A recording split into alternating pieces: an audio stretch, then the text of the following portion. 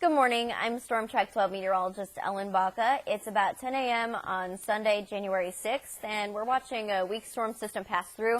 And after that, we're going to be seeing some warmer conditions. So if we take a look at what's going on right now, you can see a lot of just very light showers. Most of these are forming and dying very quickly.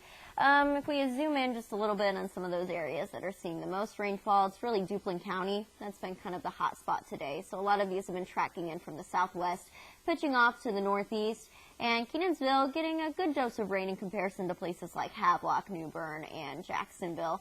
If we go just a little bit farther north and zoom back out, you can see places like Goldsboro, Greenville, Washington, seeing one or two around the vicinity, but not really nearly as many as Kenansville and Jacksonville. And that's going to kind of be the trend for the rest of the day today. Most of these light showers that are forming should be kind of tracking through the southern counties rather than places like Pitt, Greene, Martin, or Hyde counties.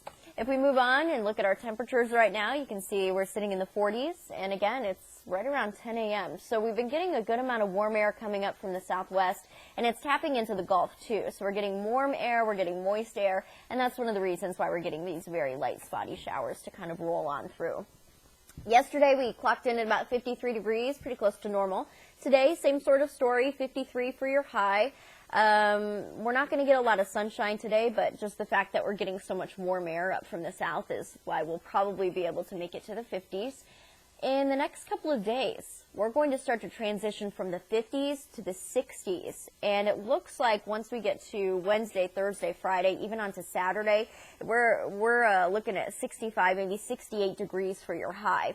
And so we definitely have a warm-up on the way once we get rid of this system that's going through right now. If we put this into motion, you can see those showers that rolled through last night and more on their way from South Carolina. You can also see that the clouds start to kind of break off with the Appalachian Mountains. So that's the first boundary that we're going to kind of be looking for, but the storm system that's forming all of this and kind of helping to bring this into fruition is located and centered kind of more up towards the Great Lakes. So because of that, we're not really going to get the immediate clearing, the definite clearing until we get to Monday. That's when we're going to see some colder, drier air wrap in. It's not going to be too much colder. It might dock us down a couple of degrees, but definitely not strong enough to form any thunderstorms or anything. It's going to be a pretty seamless transition from clouds to sunshine as we get towards your overnight hours into tomorrow. I do want to point out, too, that we do have a jet stream that kind of looks like this.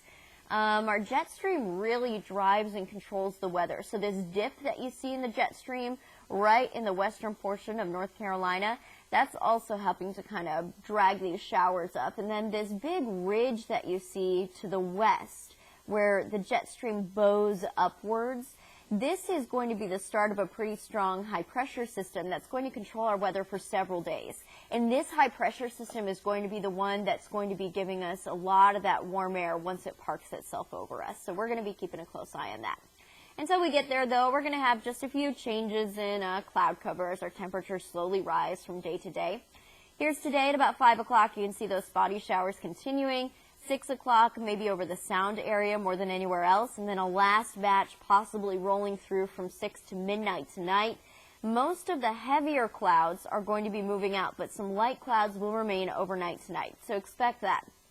For your early morning commute on Monday, should be clear, and then we'll continue to wrap in a lot of that dry air from that cold front, and so it should be really sunny, but only about 50 degrees for your Monday, not quite as warm as we're going to be seeing today.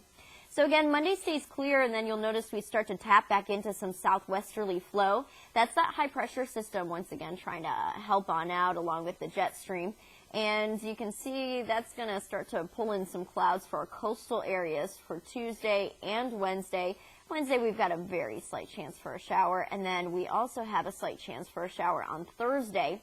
The high pressure system should steer this storm system you see on the screen right now to the north of us, but we could still get a little bit of that trailing moisture. So because of that, we do have rain chances for your Wednesday, your Thursday, and hopefully everything should be clearing out by the time we get to Friday. So again, we are headed up to the 60s. That's what we can expect for the next week. And in terms of rarity, again, we see this almost every year. I was looking at the climate data from 2010, 2011, even 2012, and we had a few like 73, 74 degree days.